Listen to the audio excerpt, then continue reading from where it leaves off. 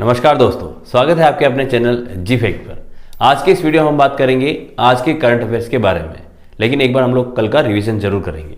तो स्टार्ट करते हैं हमारे रिवीजन को बगैर किसी देरी के। नंबर 1 क्वेश्चन में है कि मुख्यमंत्री अशोक गहलोत ने कौन से नए पेनोरमा बनाने हेतु वित्तीय स्वीकृति प्रदान की है। तो यहाँ पर आपको थोड़ा सा आंसर याद रखना पड़ेगा। आंसर होगा इसका राणा पूंजा पेनोरमा और रावत सत्यव्रत चुंडा पेनोरमा। या अगर हम बात करें भी राणा पूंजा पेनोरमा कहाँ बनाया जाएगा, तो आपको याद रखना है उदयपुर के अंदर बनाया जाएगा। ठीक है ना, कहाँ पर बनाया जाएगा? उदयपुर के अंदर।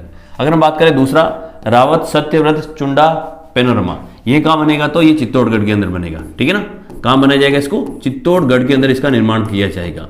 इनमें कितने रुपए की राशि खर्च होगी? तो इसके ऊपर भी 4 करोड़ की राशि खर्च होगी। और अगर हम बात करें जो हमारे चित्तौड़गढ़ के अंदर जो पेनोरमा बनेगा उसके ऊपर भी जो है 4 करोड़ की राशि खर्च होगी।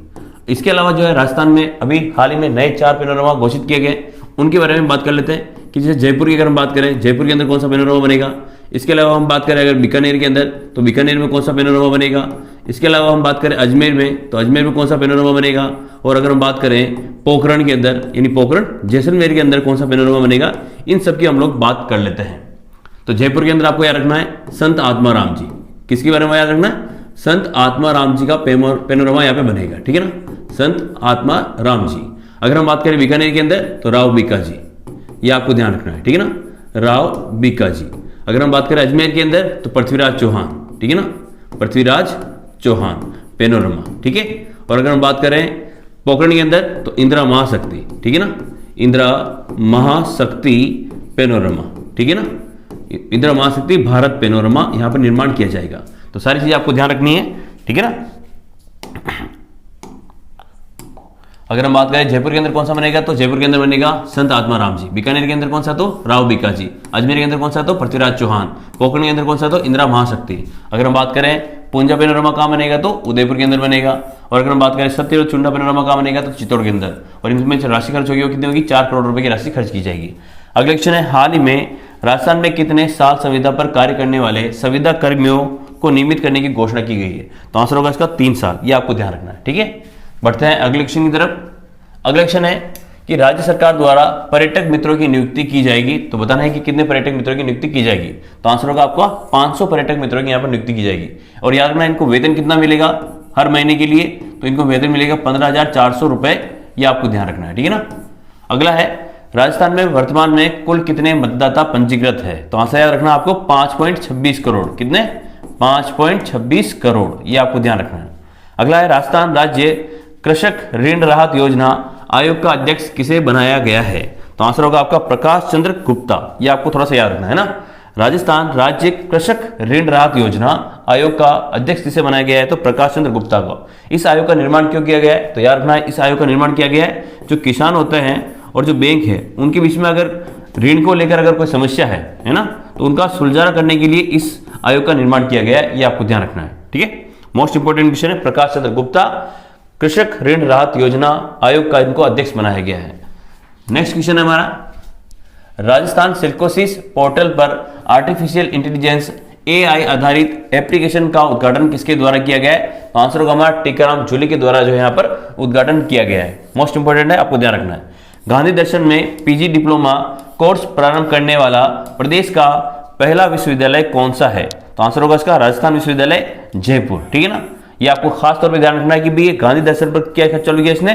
PG डिप्लोमा कोर्स यहाँ पे चालू किया है। इसके साथ याद रखना है कि राजस्थान यूनिवर्सिटी से जुड़ी हुई एक बात, एक महिला का नाम आपको याद रखना है जिनका नाम है नूर शेखावत। ये क्या है? तो एक ट्रांसजेंडर है।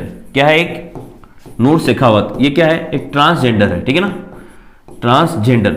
और इनको हाल ही में जो राजस्थान यूनिवर्सिटी के अंतर्गत आने वाला एक विद्यालय है यानी महारानी कॉलेज, इनके अंदर इसको प्रवेश दिया गया है। ये आपको ध्यान रखना है। ठीक है ना, तो ये आपको याद रखना, नूर शेखावत कौन है? एक ट्रांसजेंडर है जिनको जो राजस्थान विश्वविद्यालय के अंतर्गत आने वाले महारानी कॉलेज ने यहाँ पर प्रवेश दिया है। ये आपको ध्यान रखना है। अगला क्वेश्चन है हमारा, मतलब आज के हमारे क्वेश्चन है, मुख्यमंत्री अशोक गहलोत ने 7 अक्टूबर को कितने बोर्ड के गठन को हाल ही में स्वीकृति दी है? ऑप्शन ए के 7, फिर 9, 8 और 6।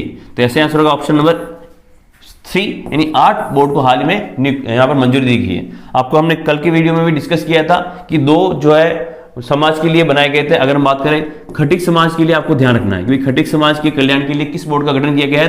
तो आपको याद रखना है कि संत दुर्लभ नाथ जी। किसके बारे में बात करेंगे?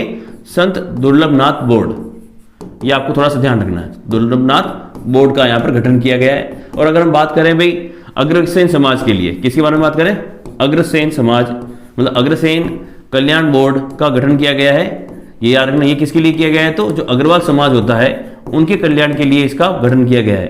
इसके अलावा अनेक बोर्ड का गठन भी किया गया है। इसमें आंसर याद रखना है कि अभी हाल ही में कितने स्वीकृत किए गए, तो 8। उन 8 बोर्ड के बारे में हम लोग जानते हैं कि कौन कौन सा है। तो पहला नंबर है राजस्थान राज्य राजा बलि कल्याण बोर्ड, दूसरा है राजस्थान राज्य वाल्मीकि कल्याण बोर्ड, राजस्थान राज्य मेघवाल कल्याण बोर्ड, राजस्थान राज्य पुजारी कल्याण बोर्ड, राजस्थान राज्य केवट कल्याण बोर्ड, राजस्थान राज्य जाटव कल्याण बोर्ड, राजस्थान राज्य धानका कल्याण बोर्ड, राजस्थान राज्य चित्रगुप्त कायस्थ कल्याण बोर्ड। यानी इन नए 8 कल्याण बोर्ड का यहाँ पर आपको ध्यान रखना है। इसके अलावा हमने इसके पहले जो 2 याद किए वो भी याद रख लेना कि खटिक समाज के लिए कौन सा है, तो संत दुर्लभनाथ बोर्ड, और अग्रसेन कल्याण बोर्ड किसके लिए गठित किया गया है, तो अग्रवाल समाज के लिए गया है। और इसके अलावा ये आपको 8 याद रखने हैं कि कौन कौन सा है, तो राजा बलि, और कौन सा है वाल्मीकि कल्याण बोर्ड, मेघवाल कल्याण बोर्ड, पुजारी कल्याण बोर्ड, केवट कल्याण बोर्ड, जाटव कल्याण बोर्ड, धानका कल्याण बोर्ड और चित्रगुप्त कायस्थ कल्याण बोर्ड। इन सब के बारे में भी आपको थोड़ा सा ध्यान रखना है।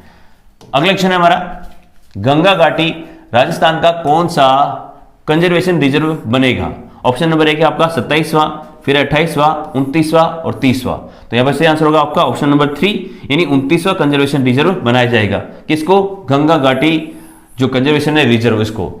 या हम बात करें भाई गंगा घाटी कंजर्वेशन है कहां पर, किसकी बात हो रही है यहाँ पर, गंगा घाटी कंजर्वेशन रिजर्व की यहाँ पर बात हो रही है, कंजर्वेशन रिजर्व की यहाँ पर बात हो रही है। ये रिजर्व कहां पर है, तो याद रखना आपको ये जयपुर के अंदर स्थित है। कहां पर स्थित है और इसका कौन सा नंबर का होगा, तो ये 29वें नंबर का होगा, ये आपको ध्यान रखना है।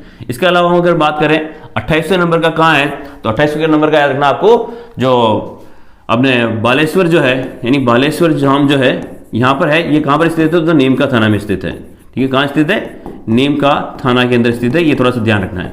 और 29वां कहां बनेगा, तो गंगा घाटी कहां पर है, जयपुर के अंदर पे है। ठीक है, अगर हम बात करें अभी हाल ही में एक और नए कंजर्वेशन रिजर्व की घोषणा होने वाली है, वो कहां बनाया जाएगा, तो यार ना हो सकता है उसका नंबर 30वां हो। मैं थोड़ा सा अंदाजा लगा रहा हूं, ये उदयपुर के अंदर बनाया जाएगा, ये आपको थोड़ा सा ध्यान रखना है। और उदयपुर में कहां बनाया जाएगा, जो बड़ा तालाब है वहां पर बनाया जाएगा। ठीक है ना, अभी इसकी घोषणा नहीं की गई है, लेकिन हो सकता है कि जल्दी इसकी घोषणा की जाए।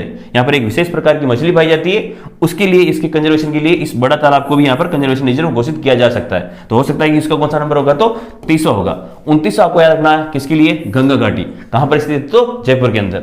28वां कहां पे है, तो याद रखना बागेश्वर, जो कहां स्थित है, नीमका थाना के अंदर स्थित है। ठीक है, इसके अलावा 2 नाम आपको याद रखना है कि बांज आमली कहां पे है, तो 12 के अंदर है, और बालेश्वर कहां पे है, तो नीमका थाना के अंदर स्थित है। तो दोनों का याद रखना है कि बांज आमली कहां पर स्थित है, 12 के अंदर, जो कि कौन से नंबर का है, 27वां। 28वें नंबर का कौन सा है, बालेश्वर नीमका थाना। जब अगर हम बात करें 29वें नंबर का, तो 29वें नंबर पर कौन सा है, गंगा घाटी। ठीक है, गंगा घाटी कहां पर स्थित है, तो जयपुर के अंदर स्थित है। तो ये सारी चीजें आपको थोड़ी सी ध्यान कर लेनी है। अगर आपको वीडियो पसंद आ रहा हो तो प्लीज आप वीडियो को लाइक कर दें और चैनल को सब्सक्राइब कर लें। लास्ट में आप वीडियो को लाइक नहीं करते, प्लीज वीडियो को लाइक करें। राजस्थान ग्रामीण विकास राज्य सेवा नियम 2007 में आवश्यक संशोधन के प्रस्ताव का अनुमोदन किसके द्वारा किया जाएगा। ऑप्शन नंबर 1 है अशोक गहलोत, कलराज मिश्र, अशोक चांदना और टीकाराम जूली। तो ऐसे आंसर होगा ऑप्शन नंबर 1 अशोक गहलोत। अगला क्वेश्चन है, मुख्यमंत्री अशोक गहलोत ने जोधपुर के पुलिस ट्रेनिंग स्कूल में विभिन्न निर्माण कार्य के लिए कितने करोड़ रुपए हाल में स्वीकृत किए हैं। तो आपको यहां पे ध्यान रखना है कि भाई जोधपुर का जो पुलिस ट्रेनिंग स्कूल है वहां पर कितने रुपए का निर्माण कार्य किया जाएगा। तो यहां से आंसर होगा आपका 10.40 करोड़ रुपए का निर्माण कार्य यहां पे स्वीकृत किए गए हैं। नेक्स्ट क्वेश्चन है हमारा कि बड़ी तालाब को महासीर मछलियों के लिए कंजर्वेशन रिजर्व घोषित किया जाएगा, ये किस जिले में स्थित है। तो ऑप्शन है उदयपुर, जयपुर, जोधपुर और बीकानेर। तो ऐसे आंसर होगा आपका ऑप्शन नंबर 1। इसको अभी घोषित किया जाना है, यानी प्रस्ताव तो रख दिया गया लेकिन अभी तक किया नहीं गया। तो हो सकता है बहुत जल्दी इसको 30वें नंबर का कंजर्वेशन रिजर्व बनाया जाए, ये आपको ध्यान रखना है। उदयपुर के अंदर जो है 2 कंजर्वेशन रिजर्व हो जाएंगे अगर इसको भी बना दिया जाए तो। इससे पहले कौन सा है, तो याद रखना है कि बागडरा क्रोकोडाइल कंजर्वेशन रिजर्व पहले से उदयपुर के अंदर स्थित है। अगर इसको भी बना दिया जाएगा तो कौन सा नंबर का होगा, ये 30वें नंबर का होगा। ये आपको थोड़ा सा ध्यान रखना है। अगला, राजस्थान सिंधी अकादमी के नए अध्यक्ष किसे बनाया गया है। तो आंसर याद रखना आपको ऑप्शन नंबर 1 यहां पर सही होगा, डॉक्टर सुनील पारवानी। ठीक है, अगर हम बात करें इकराम राजस्थान की, तो जो हमारे जयपुर के अंदर जो है जवाहर बाल साहित्य अकादमी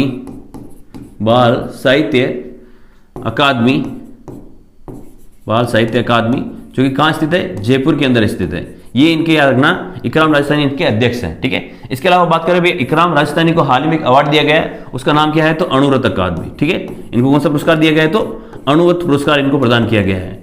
कौन से नंबर का तो 2023 के लिए इनको पुरस्कार प्रदान किया गया है, याद रखना है। ये इकराम राजस्थानी कहाँ के अध्यक्ष है तो जवाहरलाल नेहरू बाल साहित्य अकादमी जयपुर के क्या है ये अध्यक्ष है, और इनको हाल ही में कौन सा पुरस्कार दिया गया है तो अणुव्रत पुरस्कार 2023 इनको प्रदान किया गया है। अगर हम बात करें अल्पना कटेचा की, तो अल्पना कटेचा का आपको नाम याद हो गया होगा, जो हमारा राजस्थान विश्वविद्यालय है, राजस्थान विश्वविद्यालय, ये यहाँ की क्या है कुलपति है, विश्वविद्यालय, ये यहाँ की क्या है महिला कुलपति है, क्या है महिला कुलपति। महिला कुलपति तो पहले भी रह चुकी है, लेकिन ये क्या है स्थायी है, इसलिए आपका नाम इसको याद रखना है, ठीक है ना। अगर हम बात करें सुनीता मिश्रा की, तो सुनीता मिश्रा जो है हमारे मोहनलाल सुखाड़िया विश्वविद्यालय है, ये वहाँ की कुलपति है। मोहनलाल सुखाड़िया जो विश्वविद्यालय है, कहाँ स्थित है मोहनलाल सुखाड़िया विश्वविद्यालय, तो आप सबको पता होगा ये उदयपुर के अंदर स्थित है, और ये यहाँ की क्या है महिला कुलपति है। तो सब चीजें आपको ध्यान रखनी है। डॉक्टर सुनील पारवानी को तो किसका अध्यक्ष बनाया गया है तो राजस्थान सिंधी अकादमी का नया अध्यक्ष बनाया गया है। इसके अलावा इकराम राजस्थानी किसके अध्यक्ष है तो जवाहरलाल नेहरू बाल साहित्य अकादमी जो कहाँ स्थित है जयपुर के अंदर स्थित है, यहाँ पर ये इनके अध्यक्ष हैं। इसके अलावा इनको कौन सा पुरस्कार दिया गया है तो अणुव्रत पुरस्कार 2023 इनको प्रदान किया गया है। इसके अलावा बात करें अल्पना कटेचा की, तो जो राजस्थान विश्वविद्यालय है यहाँ की महिला कुलपति है, वो भी स्थायी। इसके अलावा सुनीता मिश्रा कहाँ की कुलपति है तो मोहनलाल सुखाड़िया विश्वविद्यालय उदयपुर की एक कुलपति है। सारी चीजें आपको थोड़ी सी ध्यान रखनी है। अगला क्वेश्चन है, अमेरिका की मशहूर ट्रेवलिंग मैगजीन कौन दे नस्ट, यहाँ पर थोड़ा मिसप्रिंट है यहाँ पे, ने वर्ष 2023 के लिए रीडर्स चॉइस अवार्ड में प्रदेश की किस होटल को देश में प्रथम स्थान पर रखा है। कौन सा अवार्ड यहाँ पे रीडर्स चॉइस अवार्ड, तो ऑप्शन नंबर 1 यहाँ से होगा उम्मेद भवन पैलेस जोधपुर के यहाँ पर प्रदेश को ध्यान रखना प्रथम स्थान पर यहाँ पर रखा गया है।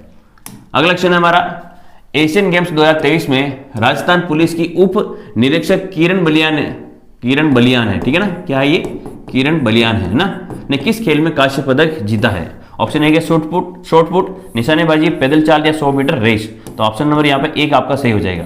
अगर हम बात करें एशियन गेम्स 2023 की, तो इसका आयोजन कहाँ किया जा रहा है, अभी चीन में किया जा रहा है। इसमें जो है राजस्थान के काफी लोगों ने इसमें पदक हासिल किया है, उन सबकी लिस्ट में लेके लिया हूं, तो आपको थोड़ा सा ध्यान रखना है कि जैसे अगर हम बात करें अर्जुन लाल जाट की, तो इन्होंने जो है नौकायान के अंदर पदक हासिल किया है। कौन सा पदक हासिल किया है तो याद रखना इन्होंने रजत पदक हासिल किया है। साथ ही याद रखना ये कहाँ के निवासी है तो ये जयपुर के निवासी है, ठीक है, ये भी आपको थोड़ा सा ध्यान रखना है। अगर हम बात करें दिव्य कीर्ति सिंह की, इन्होंने किस में हासिल किया है तो घुड़सवारी के अंदर, और इन्होंने कौन सा पदक हासिल किया है तो स्वर्ण पदक हासिल किया है, ठीक है ना। इसके अलावा अगर हम बात करें बाबूलाल यादव और लेखाराम खिलेरी, ये कौन सा है लेखाराम खिलेरी है, ठीक है ना। लेखाराम खिलेरी इन्होंने दोनों ने किस में हासिल किया है तो नौकायन में हासिल किया है, और इन्होंने कौन सा पदक हासिल किया है तो कांस्य पदक हासिल किया है। इसके अलावा अगर हम बात करें दिव्यांश पवार की, तो 10 मीटर एयर राइफल के अंदर इन्होंने गोल्ड मेडल हासिल किया है। इसके अलावा हम बात करें मनिनी कौशिक की, तो इन्होंने 50 मीटर प्री पोजीशन गेम्स के अंदर जो है रजत पदक हासिल किया है। अगर हम बात करें अनंतजीत सिंह की, तो इसके अंदर जो स्किट शूटिंग होता है उसमें इन्होंने रजत पदक हासिल किया है। तो याद रखना कि आपको 1, 2 और 3 इन तीनों ने तो क्या किया है रजत पदक को हासिल किया है। साथ ही अगर हम बात करें दिव्य कीर्ति सिंह और दिव्यांश पवार, इन दोनों ने कौन सा पदक हासिल किया है तो स्वर्ण पदक हासिल किया है। अगर हम बात करें बाबूलाल यादव और लेखाराम खिलेरी की, तो इन दोनों ने कौन सा पदक हासिल किया है कांस्य पदक हासिल किया है। तो इस सबका आपको ध्यान रखना है ना, अर्जुन लाल जाट, दिव्य कीर्ति सिंह, बाबूलाल यादव, दिव्यांश पवार, मनिनी कौशिक, अनंतजीत सिंह। साथ ही इनके जो जिस क्षेत्र में इन्होंने पुरस्कार प्राप्त किया है वो भी आपको थोड़ा सा यहाँ पे ध्यान रख लेना है, ठीक है। अगला क्वेश्चन है, हाल ही में टाइगर रिजर्व प्रशासन ने किस टाइगर रिजर्व का दायरा बढ़ाया है। Option number 1 Mukundra hills tiger reserve, Sariska tiger reserve, Ranthambore tiger reserve और रामगढ़ विषधारी टाइगर रिजर्व। तो यहाँ से आंसर होगा option number 1 Mukundra hills tiger reserve. Rajasthan के अंदर जो है 4 टाइगर रिजर्व है, इसमें से याद रखना इन सबके नाम।